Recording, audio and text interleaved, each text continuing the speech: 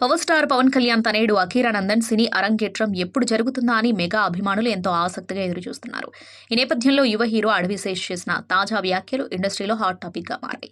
తన తాజా చిత్రం డెకాయిట్ హిట్ అయిన సందర్భంగా వరుస ఇంటర్వ్యూలు ఇస్తున్నారు. ఈ క్రమంలో అఖీరాతో తనకున్న అనుబంధం, ఆయన సినీ భవిష్యత్తు గురించి మాట్లాడారు.